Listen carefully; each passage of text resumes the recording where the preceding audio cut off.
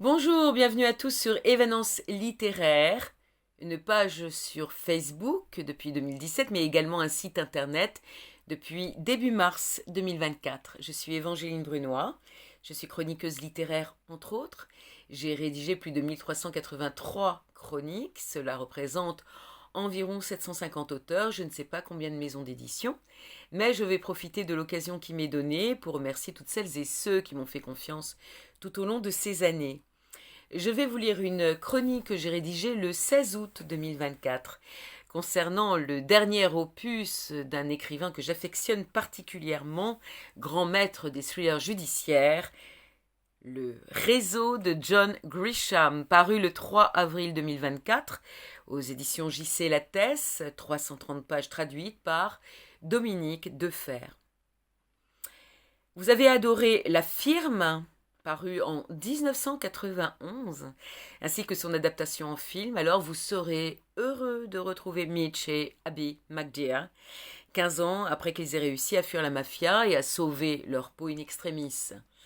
Les fans de l'auteur l'ont instamment réclamé, la suite, eh bien la voilà avec ce nouvel opus impeccable et bourrifant dépaysant entre New York, la Libye, Genève, Rome, Londres, Marrakech. Nous sommes en avril 2005, les États-Unis s'engluent dans la guerre en Irak, les terroristes et les dictateurs de tout poil terrorisent la planète, les affaires judiciaires internationales défraient la chronique et des avocats travaillant pour d'énormes cabinets représentés sur toute la planète prennent des jets privés comme vous prenez le métro afin de défendre leurs clients plus ou moins recommandables. Mitch est l'un de ces avocats employés par le plus grand cabinet au monde, Scully and Pershing. Grâce à ce personnage ô combien légendaire, nous voici projetés dans les coulisses de l'une de ces énormes firmes. L'auteur nous en décrit les rouages et fonctionnements internes, avec toujours le même talent et le même souci du détail. Après quelques pages nous permettant de comprendre ce qui est arrivé au couple qu'il forme avec Abby, après l'affaire décrite dans La Firme, nous sommes soudain plongés dans un univers terrifiant où l'impensable est possible, où l'horreur la plus absolue peut survenir. Direction la Libye de Kadhafi, despote incontrôlable, mégalomane et grand criminel, qui a soudain eu la lubie de faire construire un pont faramineux en plein désert. Le chantier est en voie d'être terminé par la société turque Lanak, que représente Scully and Pershing, mais le commanditaire, l'État libyen, refuse de payer la facture. Mitch a toujours aimé prendre des risques et jouer avec des cartes difficiles. Il aime l'adrénaline, il va être servi, ainsi que son épouse Abby, et la jeune femme qui l'accompagnera à Tripoli, Giovanna, avocate prometteuse au bureau S&P de Londres, fille de l'un de ses associés, Luca, basé à Rome. C'est d'ailleurs celui-ci malade qui insiste pour qu'elle assiste notre amie sur place. Bien que la Libye n'apparaisse pas vraiment comme une destination de rêve, ce déplacement ne semble pas dangereux. Kadhafi exigeant la protection des ressortissants étrangers sur son sol, même les Américains. Abby, travaillant aujourd'hui pour une maison d'édition spécialisée dans les livres culinaires, comblée par sa vie confortable et routinière auprès de son époux et de leurs adorables jumeaux, est bien loin d'imaginer qu'en donnant son accord à Mitch pour cette escapade singulière, elle se précipite elle-même au cœur d'un cyclone qui risque de tout emporter sur son sillage.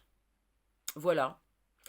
Décors et personnages sont en place pour ce thriller politico-judiciaire digne des meilleurs livres d'espionnage, haletant, impossible à lâcher, où l'échiquier est le monde entier et non plus un État américain ou un pays.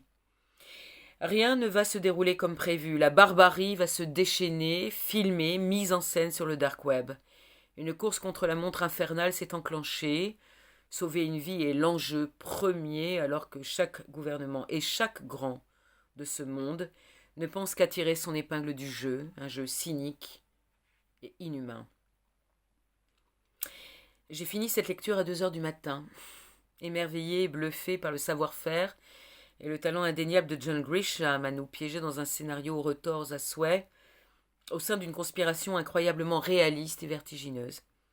Cet auteur a vraiment le chic pour rendre clair ce qui peut paraître abscon aux néophytes en matière de droit, qui plus est, international.